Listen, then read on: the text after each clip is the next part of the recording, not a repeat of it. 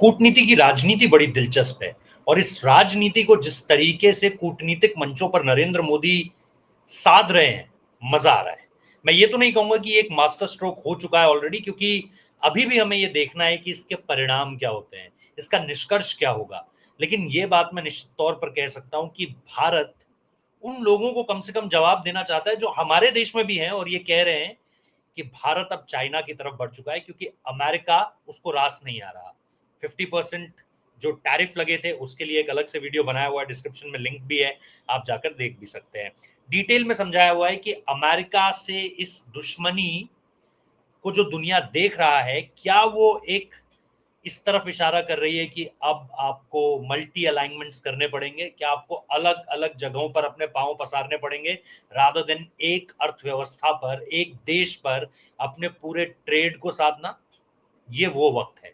और इस वक्त में हमारे देश में भी बैठकर जो लोग शायद ये कह रहे हैं कि भारत चाइना के करीब जा रहा है, मैं उन लोगों को भी ये कहना चाहता हूं कि ये वैसा ही है जैसे आप आपकी एक्स गर्लफ्रेंड आपको कह रही हो कि मूव ऑन कर जाइए, मूव ऑन कर जाइए, मूव ऑन कर जाइए, और आप रह रहकर उसकी तरफ जा रहे हैं। भारत दरअसल इस समय में उस स्थिति में नहीं है। एक अंग्रेजी का एक वाक्य है, और उस अंग्रेजी के वाक्य की कहावत ये है कि, और ये चेस के गेम से जुड़ा हुआ है और इसको डिप्लोमेसी में बड़ा यूज किया जाता है। कल जब मैं कुछ पढ़ रहा था इस चीज के संदर्भ में, तो मैंने ये देखा कि you don't win by choosing sides. Chess में जैसे होता है ना काला सफेद, you don't win by choosing sides, you win by seeing the whole board. कई बार डिप्लोमेसी इसी तरह के वाक्य को साधती हुई दिखती है। अच्छा, इस समय पर नरेंद्र मोदी क्या कर रहे हैं, ये बड़ा दिलचस्प है समझना, क्योंकि क्या हम चीन पर ट्रस्ट कर सकते हैं? अगर अमेरिका ने ये कह दिया कि भाई ठीक है, हम आपके अगेंस्ट कदम उठा रहे हैं, और हमने भी कह दिया चलो जी, हम भी आपके सामने इस समय झुकेंगे नहीं, हम भी अपनी तरफ से पूरी कोशिश करेंगे, जो हो सकेगा, जो बन पड़ेगा वो हम करेंगे। अब सवाल यह है कि इंडिया अगर अमेरिका की तरफ नहीं देख रहा है, तो क्या उसे चाइना की तरफ देखना पड़ेगा? और चाइना की तरफ, क्योंकि रशिया से तो कोई फर्क नहीं पड़ रहा, Russia is your all weather friend, लेकिन चीन से तो फर्क पड़ता है। चीन के ऊपर क्या विश्वास किया जा सकता है? 75 साल का इतिहास है और इसमें बार बार चीन ने आपकी पीठ में छुरा घोंपा है, बार बार। ऐसे में हम चीन को मुस्कुराकर देख भी सकते हैं, गलबहिया भी हो सकती है। ये तस्वीर भी सोशल मीडिया पर बड़ी वायरल है, प्रधानमंत्री के साथ जब शी जिनपिंग मिल रहे हैं और उनके साथ साथ व्लादिमीर पुतिन भी हैं। हालांकि कुछ लोग ये भी सवाल उठा रहे हैं कि ये वाला व्लादिमीर पुतिन असली है कि नहीं। आपने सुना है ना वो कि जो कई जगह इस रिपोर्ट्स का जिक्र है कि जब अलास्का में व्लादिमीर पुतिन डोनाल्ड ट्रंप से मिले तो वो असली व्लादिमीर पुतिन नहीं था, वो व्लादिमीर पुतिन की एक कॉपी था। मतलब अगर आपने एनिमल फिल्म देखी और उसमें अनिल कपूर को देखा है, उनका एक पूरा डुप्लीकेट जो कि कार में बैठ के जा रहा होता है उसे शूट कर दिया जाता है। इस तरह की थ्योरीज भी हैं। अब इस पर यकीन कितना किया जा सकता है वो मैं आपके ऊपर छोड़ता हूं, बट अभी इस चीज पर नहीं आते हैं कि ये व्लादिमीर पुतिन असली है कि नकली है। बात ये करते हैं कि क्या प्रधानमंत्री नरेंद्र मोदी और भारत को चीन पर आंख मूंद कर भरोसा कर लेना चाहिए, क्योंकि अमेरिका के साथ ट्रेड पर हमारी राहें जुदा हो चुकी है। अब ये तीनों जो वापस आए हैं एक साथ, इसमें मीडिया तो मतलब उनको ये लग रहा है कि भाई यही है, यही ट्रिनिटी है, यही त्रिदेव है, यही त्रिशक्ति है जिसके आगे अमेरिका झुक सकता है। सवाल यह है, अमेरिका ये सोचता रहे, अमेरिका की इस पर नजर भी होगी एससीओ मीट पर, लेकिन हमें क्या करना है? क्या हमें चाइना पर आंख मूंद कर विश्वास करना है? मेरा यह मानना है कि भारत बिल्कुल भी ये गलती नहीं कर सकता और ना कर रहा होगा, क्योंकि हमको ये देखना पड़ेगा कि जब हमारे हितों को साधने के लिए हमने जब जब चाइना की तरफ देखा, या जैसे 2023 आप देखिए, 2023 में जब हमारे यहाँ G20 सम्मेलन हो रहा था तो शी जिनपिंग ने आने से मना कर दिया, जबकि उस समय पे भारत अपने आप को विश्व मानचित्र पर, कूटनीति की दुनिया में, राजनीति की दुनिया में अपने आप को एक एक ग्लोबल सुपर पावर को दिखाने के एक मंच मिला था उसे उस समय G20 के तौर पर। चाइना ने आने से मना कर दिया, शी जिनपिंग नहीं आए। और इतिहास सिर्फ इतना ही नहीं है, अगर आप शुरुआत से देखो, हर फ्रंट पे देखो, इकोनॉमिक फ्रंट पे अगर आप देखोगे, हम कितने वित्तीय घाटे पर है जब हम ट्रेड सरप्लस की बात करते हैं। जैसे अमेरिका के साथ हमारा ट्रेड सरप्लस था, यहाँ पे ट्रेड डेफिसिट है, और वित्तीय घाटा इतना नीचे है चीन की तुलना में कि हम चाइना को चाहकर तरीके से सपोर्ट नहीं कर सकते। चाइना इस समय दुनिया का मैन्युफैक्चरिंग हब बन चुका है। दुनिया बात करती है चाइना+1 की। चाइना+1 मतलब चाइना और इंडिया।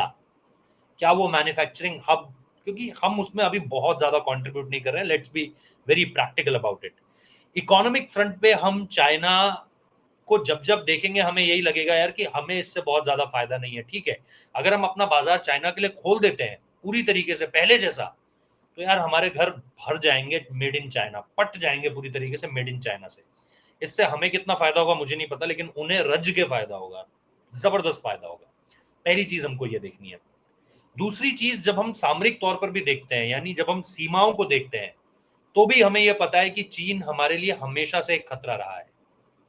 चाहे डोकलाम वाला मसला रहा हो, यू नो, इसके अलावा चाहे आप देखेंगे प्योंगयांग, और वो पूरा का पूरा इलाका जब डोकलाम वाला मसला हुआ था।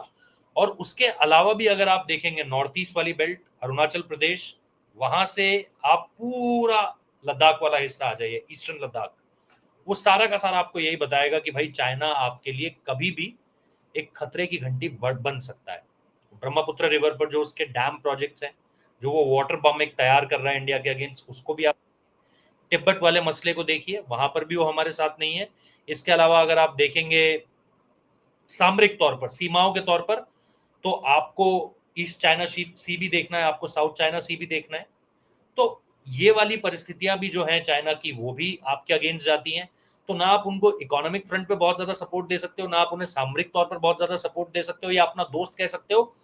और फिर पाकिस्तान को जो उनकी हेल्प, हमें ये नहीं भूलना चाहिए कि अभी 3 महीने पहले ऑपरेशन सिंदूर के दौरान पाकिस्तान को पूरी तरीके से help behind the doors China ने ही की। आप मिसाइल्स देखिए, आप फाइटर जेट्स देखिए, आप जो नेविगेशन सिस्टम है वो देखिए, आप उनको टेक्निकली जितनी हेल्प चाहिए थी वो चाइना की तरफ से आई है।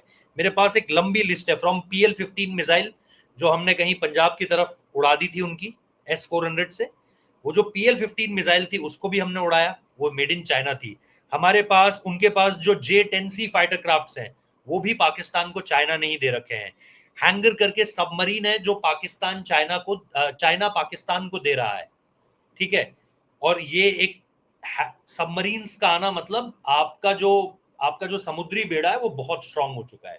और इतना ही नहीं, वो उनको ये भी सुविधाएं दे रहे हैं कि आप अपने यहाँ पर डेवलप कर सकते हैं, बना सकते हैं सबमरीन्स। ये अब तक पाकिस्तान करने में सक्षम नहीं है। तो जो हैंगर सबमरीन्स हैं, J-10 फाइटर एयरक्राफ्ट्स हैं, उसके अलावा अगर आप देखेंगे जो PL-15 मिसाइल्स हैं, ये सारी चीजें एक तरफ। उसके अलावा मैं एक चीज देख रहा था कि कैसे सेंटेक करके, centre for artificial intelligence in computing, इस तरह की पूरी सुविधाएं हैं।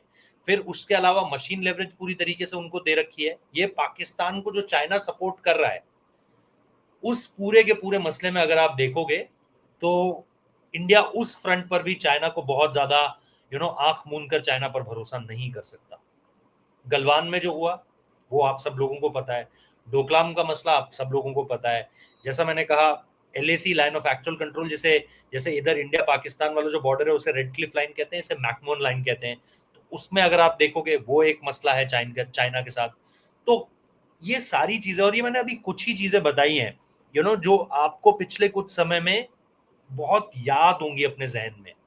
ये वो तमाम चीजें जहां जहां पर चाइना हमारे साथ बुरा कर चुका है ऑलरेडी। और ये मैं 1962 में 65 में नहीं चला गया हूँ, या मैं कोई अर्ली 2000 के हिस्सों में नहीं चला गया हूँ आपको ये बताने के लिए, या फिर वो 1998 वाला मसला, जब जब ये RIC करके जो बोलते हैं, रशिया इंडिया चाइना साथ में आने की कोशिश कर रहे हो, तो मैं बहुत पीछे नहीं गया हूँ। मैंने आपको पिछले 5-6 साल में इस दोनों देशों के बीच जो कुछ हुआ है, बार बार चीन ने आपको जिस तरीके से आपकी पीठ पे ये जैसे आप कहते हैं छुरी घोपी है, उसके बाद आप बहुत ज्यादा इस चीज पर नहीं जा सकते कि नहीं यार हम तो चाइना को सपोर्ट करेंगे पूरी तरीके से, चाइना और अपने मार्केट को स्ट्रांग करेंगे।